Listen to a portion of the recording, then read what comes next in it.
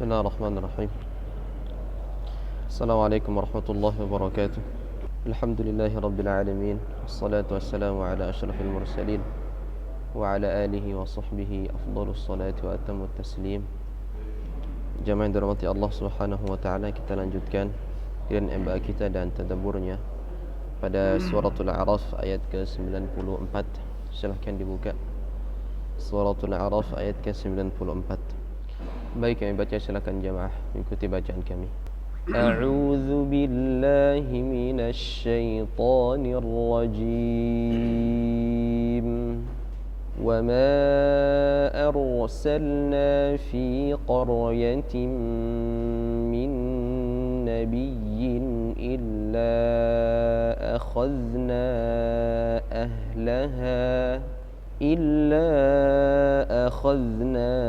أهلها بالبأساء والضراء لعلهم يضرعون. Baik, kami bacakan terjemah secara keseluruhan. Allah Subhanahu wa taala berfirman, kami tidaklah mengutus seseorang nabi pun kepada suatu negeri lalu penduduknya mendustakan nabi itu, melainkan kami timpakan kepada penduduknya kesempitan dan penderitaan supaya mereka tunduk dan merendahkan diri.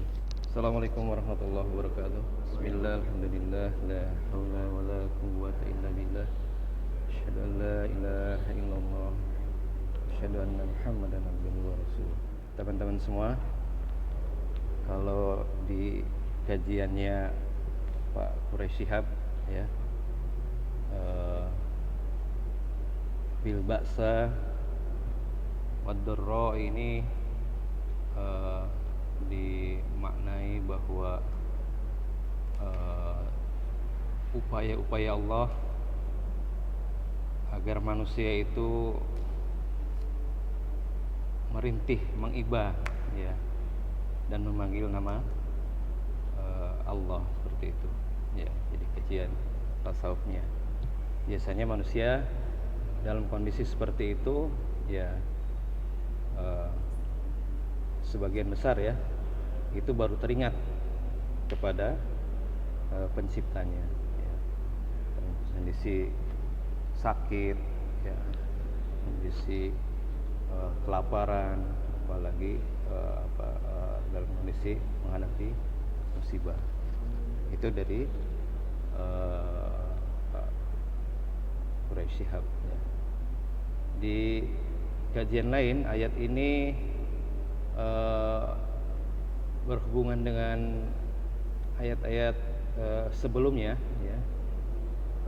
Dari sejak awal surah Al-A'raf kita sudah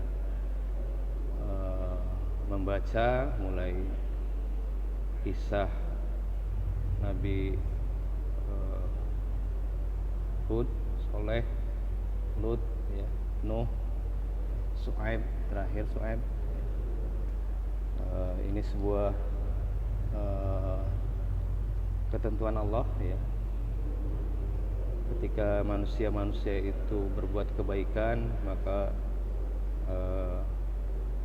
Allah akan mengganjar ya, dengan berbagai macam limpahan rahmat dan rezekinya. Begitu juga sebaliknya ya. Nah, misalnya kita ambil contoh Nabi Nuh ya. Nabi Nuh itu di surat Nuh ayat 26-27 itu, jadi pada saat itu Nabi Nuh berkata, ya Tuhanku, janganlah engkau biarkan seorang pun di antara orang-orang kafir itu tinggal di atas bumi. Kenapa begitu? Karena sesungguhnya jika engkau biarkan mereka tinggal, niscaya mereka akan menyesatkan hamba-hambamu dan mereka tidak akan melahirkan selain anak yang berbuat maksiat lagi sangat kafir. Jadi seluruh nabi yang sudah kita bahas itu ya, kalau kita lihat secara geografis itu semuanya di Jazirah Arab ya. Jadi sekali-kali kita itu mencermati peta, membayangkan Jazirah Arab itu mulai dari ini Laut Arab, ini Laut Merah, ini Teluk Oman, ini Teluk Persia, nyebrang sana dikit laut Mediterania, ya. Kalau negaranya sekarang ini Yaman, Oman, Uni Emirat Arab, Qatar, Kuwait, ya, kesananya Irak, Iran, Suriah, Palestina, ini Arab Saudi. Ceritanya itu semua di sekitar jazirah itu, ya. Dan kita bandingkan tadi yang disampaikan Nabi Nuh dengan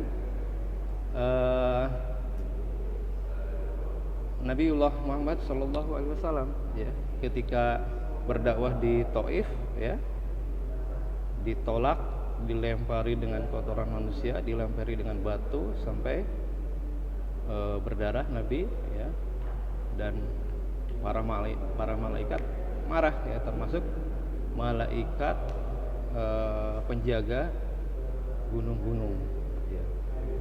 Jadi minta ke Nabi, tengadahkanlah tangan, ya, mohon kepada Allah, ya, dan aku siap menghimpitkan bukit Abu Kubais dengan bukit Amhar, ya, untuk apa? Menutup itu kota Taif, ya. Dan Nabi jawabannya sungguh menarik untuk kita diskusikan. Jangan, aku bahkan berharap dan berdoa Allah akan mengeluarkan dari tulang sulbi mereka keturunan yang akan menyembah Allah, ya. Jadi kalau kita bandingkan waktu, ya, Rasulullah itu sejak diangkat jadi nabi, ya, sampai meninggal itu, sampai mendapatkan kemenangan itu hanya butuh 23 tahun. Dan kita bandingkan dengan nabi-nabi yang dikisahkan dari kemarin-kemarin, ya, ada yang sampai 100-an tahun mendakwahi kaumnya saja itu, ya, mendakwahi kaumnya saja, ya. Jadi seperti yang sudah putus asa gitu kan, ya, udah nggak bisa ini, ya, hanya kemurkaan Allah lah yang bisa menyelesaikannya, ibaratnya kan gitu kan, ya. Nah, makanya ada juga sebuah riwayat itu ketika manusia ini di padang mahsyar, ya, manusia itu datang ke Nabi Adam minta syafaat, nggak bisa, aku ini punya kekurangan, ya, aku ngurus diri sendiri aja repot ini, ya, termasuk ke Nabi Nuh, ya. Nah, penyebabnya Nabi Nuh itu juga tidak sanggup memberi syafaat, ya, karena doanya yang tadi itu, ya, doanya yang tadi. Nah, dengan doanya yang tadi itu, walaupun dipenuhi oleh Allah, ya, kata Nabi Nuh, sebenarnya Allah itu marah terhadap permohonanku itu, ya, karena menenggelamkan dan membunuh semua orang kafir. Jadi kita melihat perbandingan ini, ya, pertama kita melihat bahwa Nabi Muhammad, ya, benar-benar diberi kelebihan, ya, ibaratnya sampai meraih kemenangan, ya. Nah, kita analisa sisi lainnya bahwa kalau nabi-nabi sebelumnya itu mereka berdakwah di pusat kekuasaan dan pusat peradaban yang sedang kuat-kuatnya. Nabi Musa menghadapi Fir'aun yang dalam masa jayanya, ya, dan diselesaikannya dengan cara ditenggelamkan di laut, ya. Kalau analisa sejarahnya, justru Nabi Muhammad itu berada di sebuah daerah yang berada di luar pusat kekuasaan dan pusat peradaban saat itu, ya. Jadi kita bayangkan geografi tadi, ya, diceritakan bahwa Iskandar Agung aja yang 300 sebelum Masehi itu sampai menyerang Persia, menyerang India, tapi yang ke Jazirah Arab itu hanya lewat saja. Artinya betapa tidak pentingnya daerah itu saat itu, ya. Nah, bangsa Romawi itu juga tidak tertarik itu sampai menyerang ke Mekah misalnya, ya, karena suhu yang terik, ya, tandus seperti itu, ya. Jadi ketika Romawi dan Persia itu lagi jaya-jayanya, ya, Romawi itu hanya sampai ke Suriah dan Palestina. Kalau Persia itu sampai ke Irak sekarang, Mesopotamia. Jadi tidak tertarik dengan Jazirah Arab ini. Nah, kelebihannya mungkin di sana, sehingga ketika awal-awal dakwah Rasulullah itu tidak menjadi perhatian yang punya kekuasaan, ya, punya power politik dan sebagainya.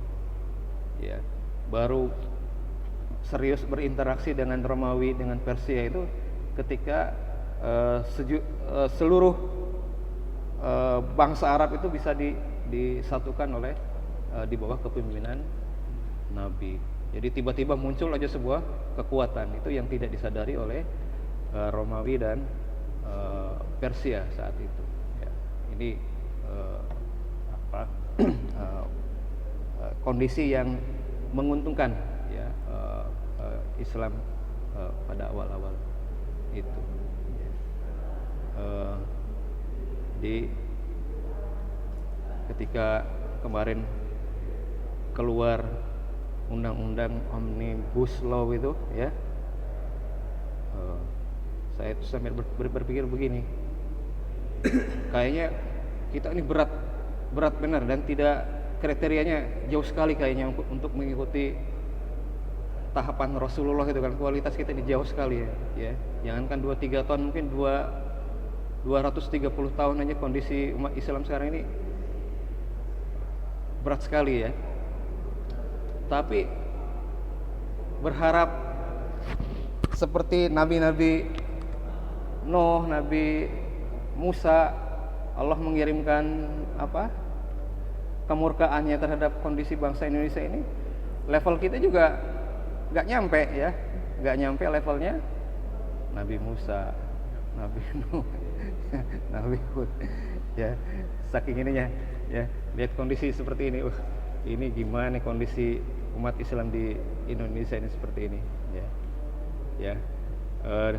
Demikian sekedar wawasan, ya, artinya kita melihat pola, ya.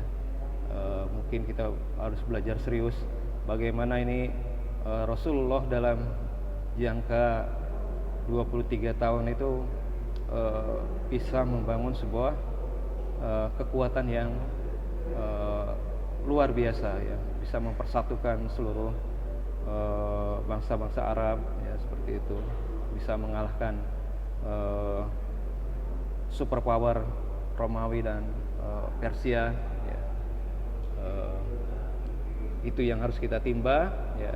Kemudian kita melihat bagaimana nabi-nabi sebelumnya, kita juga bisa belajar banyak lah seperti itu, ya, dengan dakwah ratusan tahun dan sebagainya, ya, dengan audiensi dakwahnya hanya satu kaum, ya. Mereka ibaratnya kalau ukuran manajemen, ya, belum mampu, ya, merubah kaumnya tersebut, ya. Sedikit sekali seperti itu. Nah, ini yang harus kita banyak belajar. Makasih. Wabillahi taufiq wal hidayah. Assalamualaikum warahmatullahi wabarakatuh.